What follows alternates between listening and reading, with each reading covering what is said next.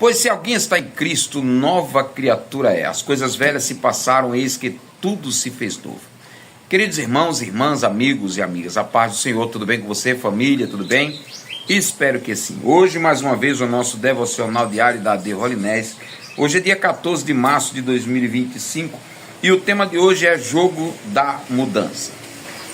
No estado do Mississippi, nos Estados Unidos, duas grandes partidas de basquete estavam em uma disputa. Durante todo o campeonato, um lado era uma equipe só tinha negro e no outro só tinha brancos. Na época que havia muita segregação racial nos Estados Unidos.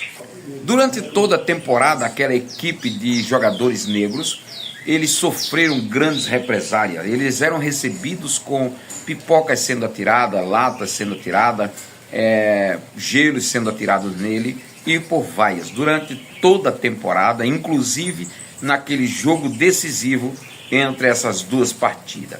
Quando ao final eles perdem o jogo, mas ganha-se algo extraordinário. Um dos jogadores brancos sai do seu campo, sai da sua direção e vai até a direção dos jogadores negros e dá-lhe um aperto de mão, surpreendendo assim a todos os que estavam lá assistindo essas partidas, mostrando que o amor de Cristo, quando ele entra no coração de uma pessoa, a pessoa não tem partido social, ela não tem mais esses racismo, né?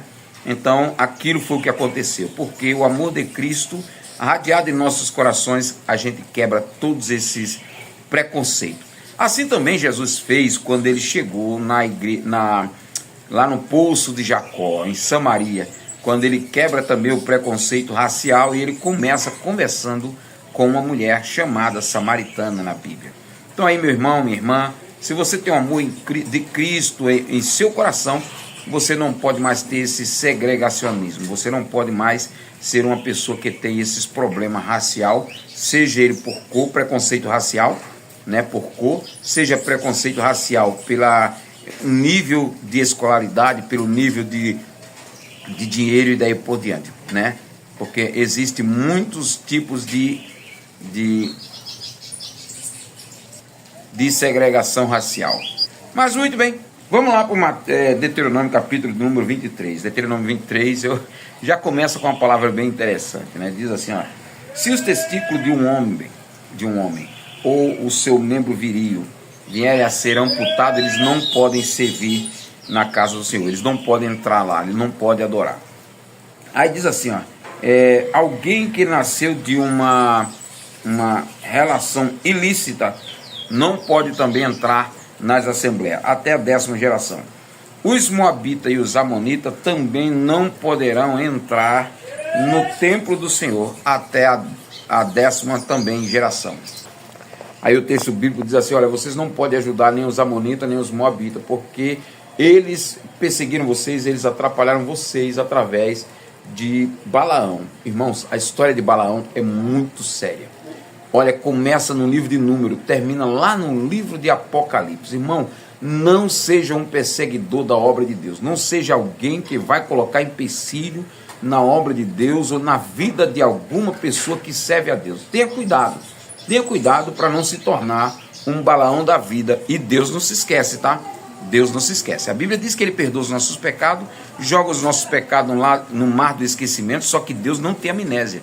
Ele vai lembrar da maldade que você fez por alguém daqueles que amam os seus filhos, né? Daqueles que amam a Deus. A Bíblia diz que era melhor para um desses que não tivesse nem nascido. Então é muito sério.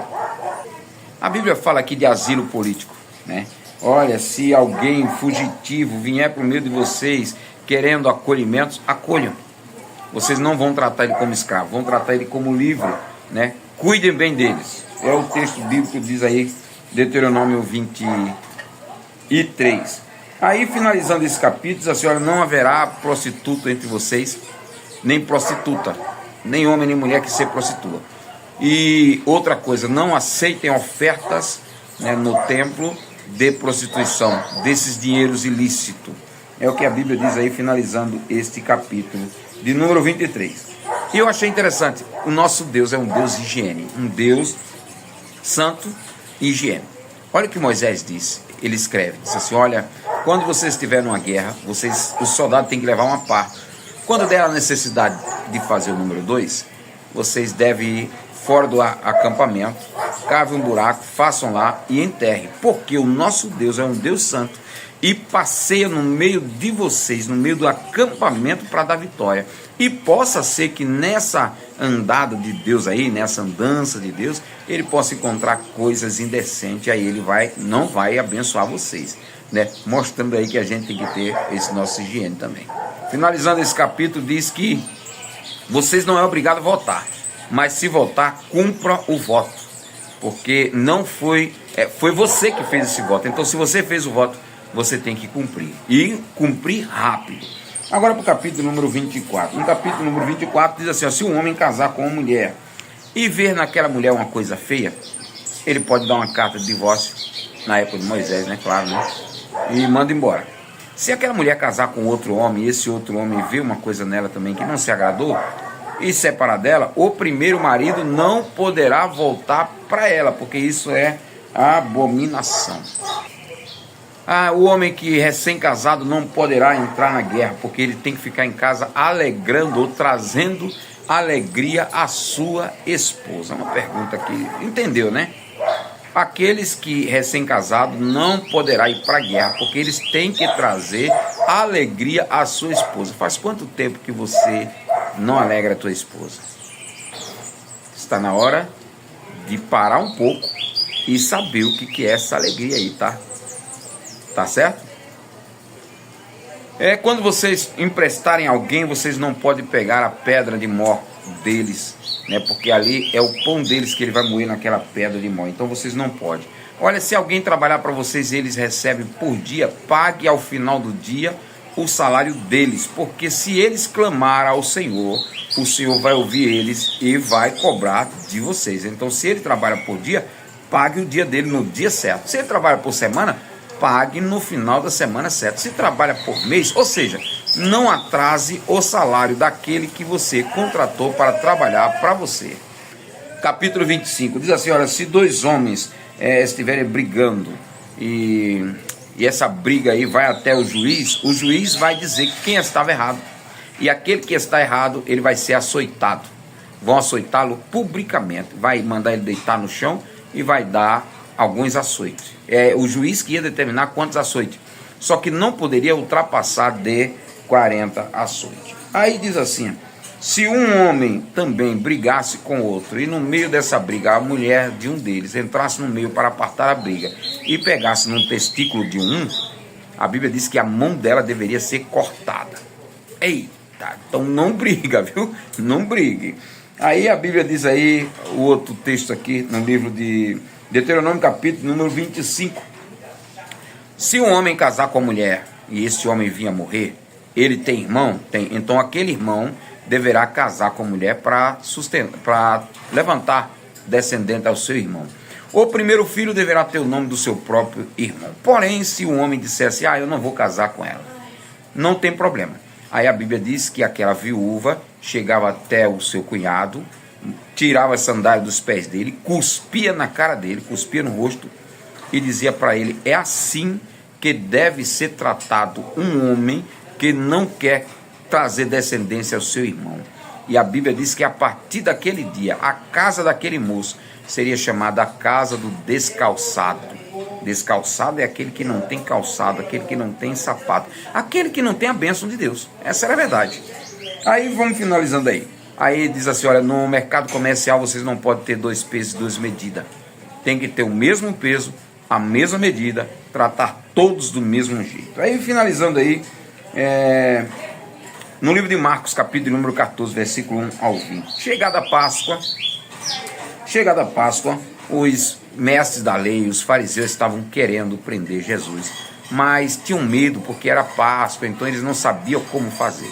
Aí a Bíblia diz que Jesus estava na casa de Simão o leproso em um jantar.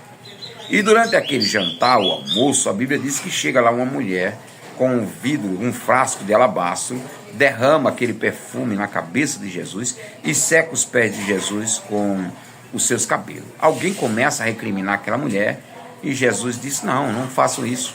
O que ela fez foi para mim preparando para o meu sepultamento. E a mente do povo não entendia, não enxergavam isso. Aí alguns, olhando o valor daquele perfume gasto ali, começaram a recriminar a mulher. Por que não deu isso aos pobres? Por que não vendeu e tal, né? Aí a Bíblia diz que quando Judas, um deles, vê aquilo, ele corre e vai entregar o Jesus aos sacerdotes. Muito bem. Aí dali para frente a Bíblia diz que Jesus, os discípulos perguntam: Senhor, onde nós vamos celebrar a Páscoa? E ele diz: vocês vão à frente, vocês vão entrar numa aldeia, lá vocês vão ver um homem carregando um vaso de água.